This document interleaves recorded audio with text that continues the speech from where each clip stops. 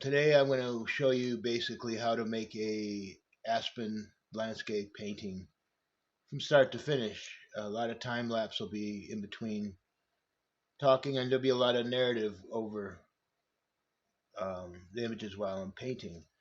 So anyway, enjoy this one. This is something different and new for me, so bear with me on my first. Here is my color wheel palette.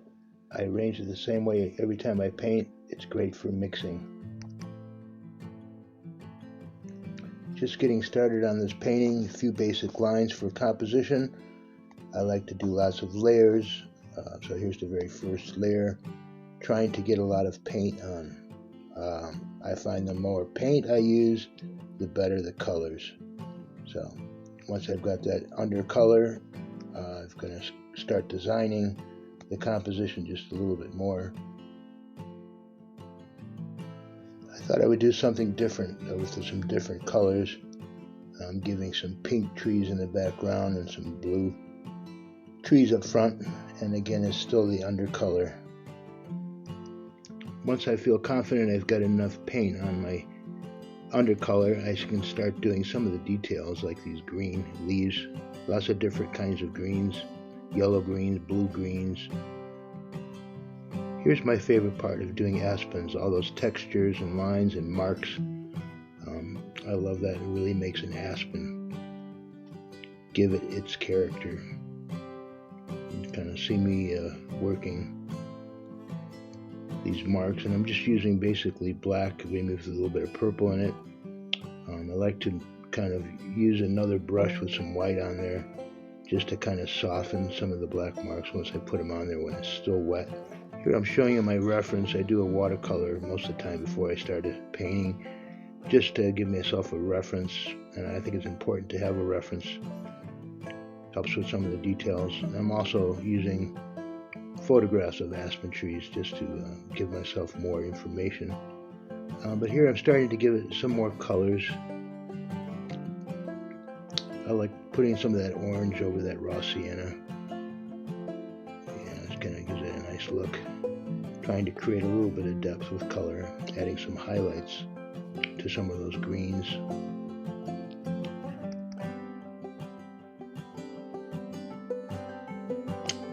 I know the time lapse has sped up everything a little bit, but I do paint very fast.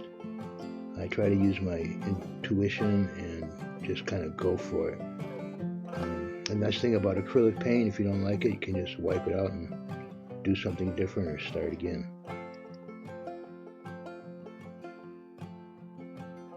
In case you're wondering what types of brushes I'm using a small round for lots of little detail, using a big round for like some of the trees. My other favorite brushes to use are flat brushes for big areas, getting lots of paint on. And here's another flat brush that's good for dabbing, making these leaves. But those are the basic two types of brushes I like to use. You just got to kind of find your favorite types of brushes. But brushes are really important if you really want to have some good technique, and be sure to keep your brushes usable. If you don't clean them right, they get all dried out and become unusable. But I love my brushes, and I can't get enough of them. Always getting more brushes because they do get used and used up. I like painting in my garage studio. I feel very comfortable. Lately I've been putting my palette right underneath the canvas, as you can see there. I just like to be able to have the speed of just dipping right where I'm painting. I like holding several brushes at the same time, different colors on each brush.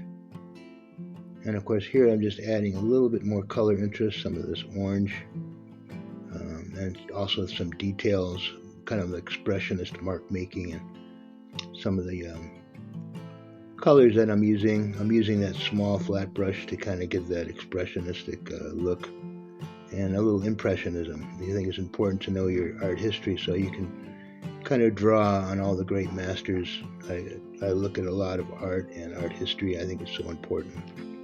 Here I'm starting to finish the painting with some of the details on the trees. I love those dark branches. That's a fun detail.